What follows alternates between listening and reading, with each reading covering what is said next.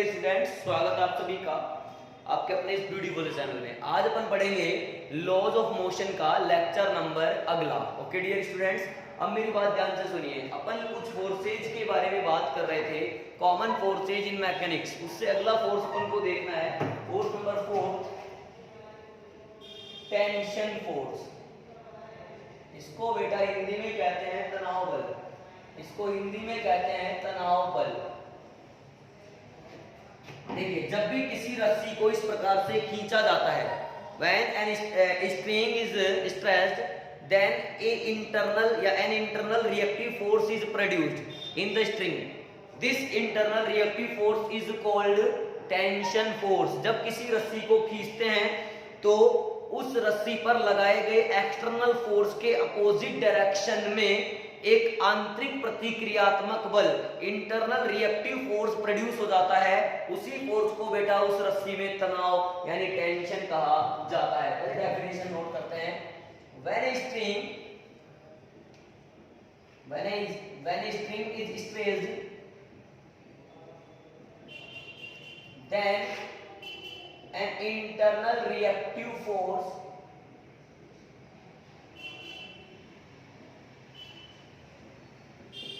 is produced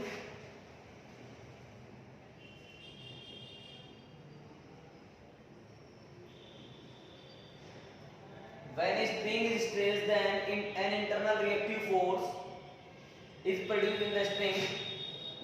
This internal reactive force, इस आंतरिक प्रतिक्रियात्मक बल, this internal reactive force is called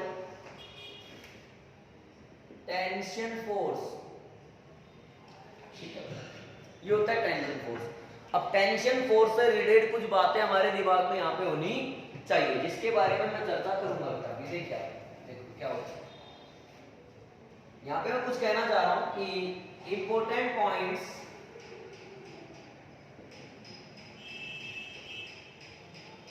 related to tension force.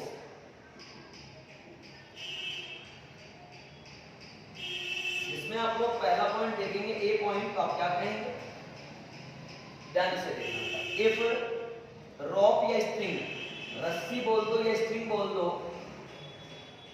Is massless, यानी आपके पास जो डोरी है, डोरी नहीं बेटा, डोरी या जो रोप है, रस्सी है, स्ट्रिंग है, वो मासलेस हो, पतली से पतली हो, तो डोरी के हर एक पॉइंट पर टेंशन फोर्स सेम रहता है। तो बेटा इफ rope या string is massless, then tension force at every point of rope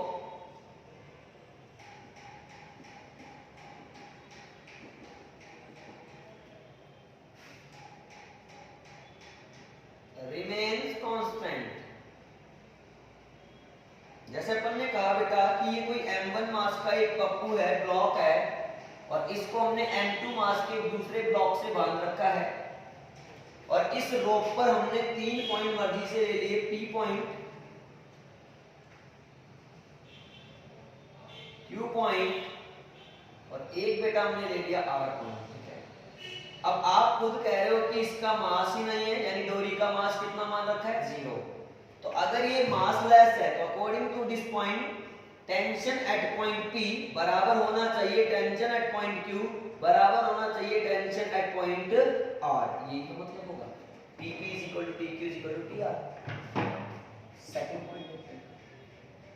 अब सेकंड पॉइंट क्या है समझना। अगर डोरी का मास भी हो, if string has some mass,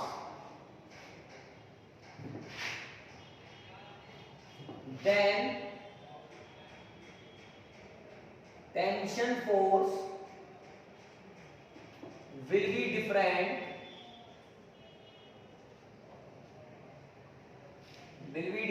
for different points of rope।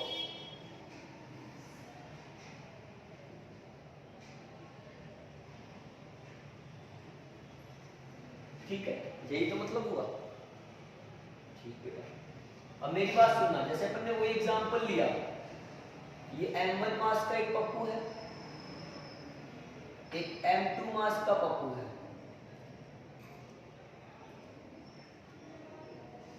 ये P पॉइंट है, ये आपका Q पॉइंट है और ये बेटा R पॉइंट है। तो ध्यान से देखिए, अगर यहाँ पे मास की वैल्यू 0 नहीं है, यानी डोरी का कुछ ना कुछ मास है, डोरी पतली ना होकर के मोटी है, उस कंडीशन में tension point at P point does not equal to tension point at Q point does not equal to tension at R point. ये मतलब समझ में आ रही है? बात आती है डायरेक्शन ऑफ टेंशन फोर्स की। इसको B पॉइंट कहेंगे, वो A था, C पॉइंट। अब याद आएगा। अब डायरेक्शन ऑफ टेंशन फोर्स क्या होता है बेटा? Direction of tension force is always away from the contact point, यानी तनाव बल की दिशा हमेशा संपर्क बिंदु से दूर की तरफ होती है। जैसे डोरी और पप्पू का जो संपर्क हो रहा है, जो कांटेक्ट हो रहा है, इस कांटेक्ट पॉइंट से दूर की तरफ लेंगे। तो देखिए, direction of tension force is always away from the contact point,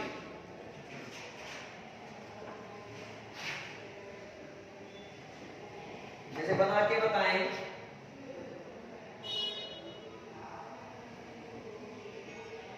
तो ये T इस तरह से होता है, ठीक है?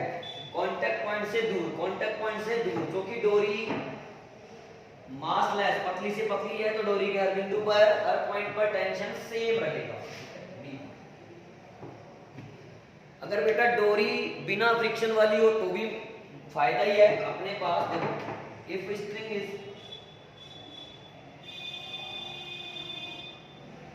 frictionless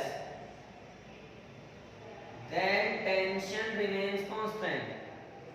जगह कम है तो बेटा थोड़ा शॉर्टकट में काम कर लेंगे। अपन ने क्या करा, एक पुली बनाई और दो पप्पू लटका दे, एक M1 है तो दूसरा यहाँ पे M2 है। अब अगर इस पुली और इस डोरी के बीच में कोई फ्रिक्शन नहीं हो रहा, तो हर जगह पर टेंशन क्या रहने वाला है? T ही रहने वाला है। क्या रहने वाला है प्यारे बच्चों? T ही रहने वाला है।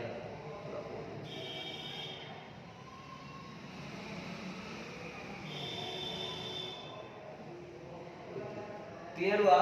इस तरह से। अब यदि इसमें एक पॉइंट और ले लो फटाफट से, E, if there is a friction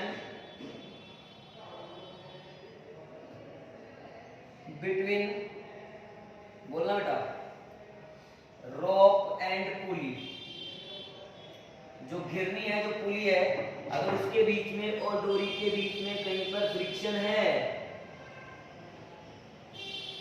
तो थोड़ा दिक्कत है। तो फिर यहां इस वाले भाग में तो ठीक है, T1 रह जाएगा, लेकिन इस वाले भाग में बदल जाएगा, T2 आ जाएगा। क्लियर बेटा? इस तरह से आप लोग ये पूरा नोट कर सकते हैं, करिए।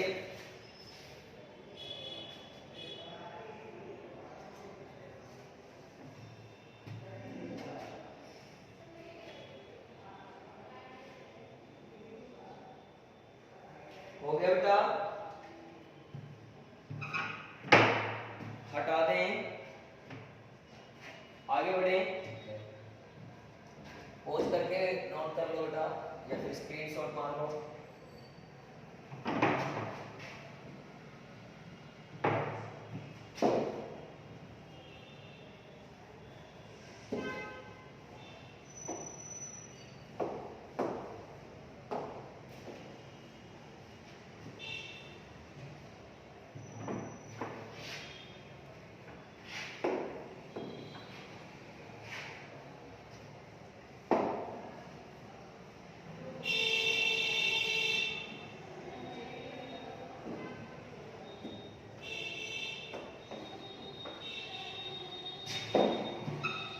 आइए बेटा, मेरी बात सुनिए ध्यान से।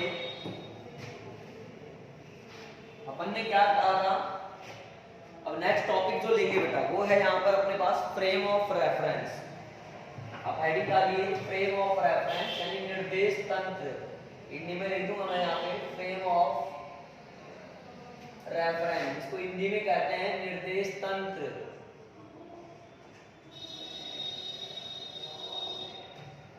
फ्रेम ऑफ रेफरेंस क्या है बेटा सुनिए, या निर्देश तंत्र क्या है सुनिए। एक ऐसा निकाय, एक ऐसा सिस्टम जिसके रेस्पेक्ट में किसी ऑब्जेक्ट की पोजीशन या मोशन के बारे में डील किया जाता है, that system is called frame of reference. यानी ए सिस्टम फॉर विच पोजीशन और motion of an object is deal with respect to this system, then this system is called frame of reference. The system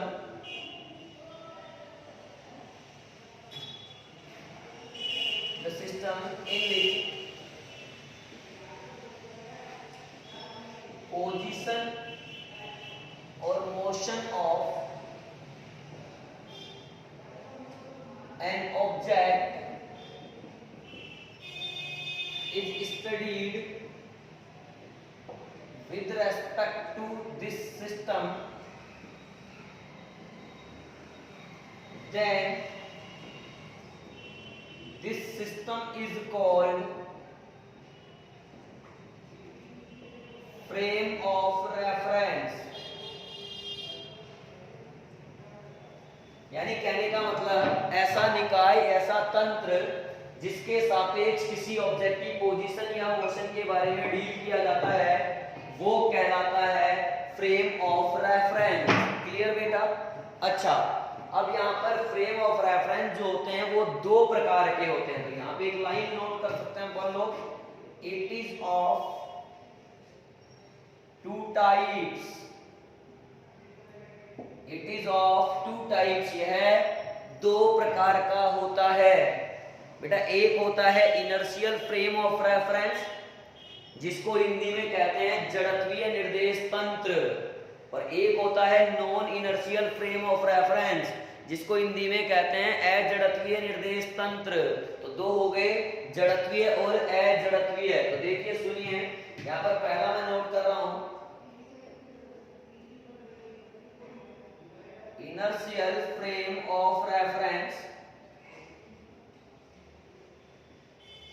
जिसको मैं IF भी कहूंगा और हिंदी में कहूंगा जड़त्वीय निर्देश तंत्र। अब ये क्या होता है आप समझना बेटा। ऐसा तंत्र जो या तो रुका हुआ हो या कांस्टेंट वेलोसिटी से मूव कर रहा हो। The system which is at rest और moves with constant velocity is called inertial frame of reference. रुका रहेगा मतलब वेलोसिटी जीरो है, और यदि कांस्टेंट वेलोसिटी से मूव कर रहा है तो यदि v कांस्टेंट है तो एक्सेलरेशन इसमें कितना रहेगा, जीरो रहेगा। तो पहले मैं डेफिनेशन लिख रहा हूं, दिमाग में चलते रहिए। The system which is at rest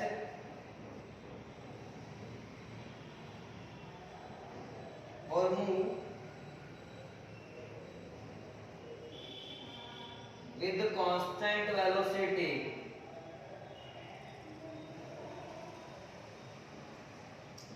is called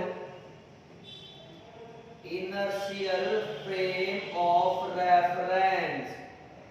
इसको क्या कहते हैं बेटा, इनर्शियल फ्रेम ऑफ रेफरेंस कहते हैं। और इन फ्रेम ऑफ रेफरेंस के लिए Newton's laws of motion and equation of motion directly use किए जा सकते हैं। तो यहाँ पर एक लाइन लिख सकते हैं अपन लोग, for this type of frame of reference Newton's laws of motion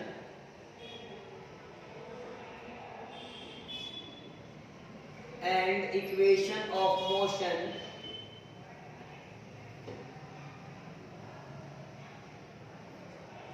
can be used directly। यही मतलब है। अब इसका एग्जांपल लिखना चाहो, जैसे मान लो कोई पप्पू है यहाँ पे खड़ा हुआ है, कौन है बेटा, ये पप्पू। और यदि ये पप्पू रेस्ट पर है तो इसका मतलब इसका वेलोसिटी क्या है बेटा, जीरो है। तो ये IF यानी इनर्शियल फ्रेम ऑफ रेफरेंस की कैटेगरी वाला आदमी है ना। और यदि कोई गाड़ी है जो चल रही हो इस तरह से, लेकिन उसका v क्या है, कांस्टेंट है, तो a क्या है, 0 है, तो ये भी क्या है बेटा, if ही होगा, इनर्शियल फ्रेम ऑफ रेफरेंस ही कहलाएगा। दूसरा सेकंड सुनिए आप, non inertial frame of reference, इसको हिंदी में कहते हैं अजड़त्वीय निर्देश तंत्र, शॉर्ट में कह देंगे NIF। अब रुका हुआ हो या कांस्टेंट वेलोसिटी से हो तब तो IF। अगर कोई सिस्टम कांस्टेंट एक्सेलरेशन से मूव कर रहा हो यानी उसमें A हो, then this system is called non-inertial frame of reference. The system which moves with constant acceleration is called non-inertial frame of reference. Clear? For these type of frame of reference, this type of frame of reference, Newton's laws of motion or equation of motion cannot be used directly.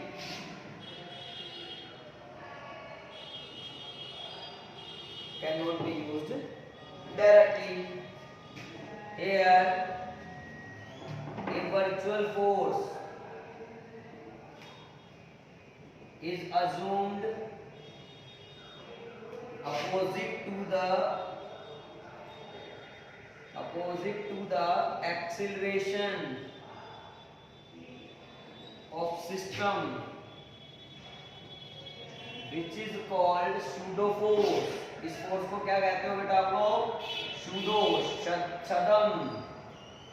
देखिए ऐसे frame of reference को solve करने के लिए acceleration के opposite direction में एक pseudo force माना जाता है, उसको कहते हैं छदम बल। हिंदी में लगता नहीं है, जैसे मान लो ये गाड़ी है, ये A से चल रही है, B यहाँ पे कांस्टेंट नहीं है, इसका मतलब A कांस्टेंट मान लेते हैं, A तो आया ही है, तो इसके अगर इसका मास m है तो इसके अपोजिट डायरेक्शन में माना जाता है ma। माइनस केवल नेगेटिव डायरेक्शन को शो कर रहा है, बट ये कहाँ लगता है, इसके अपोजिट डायरेक्शन में ही लगता है। नोट करिए बेटा इतना फटाफट से आप लोग।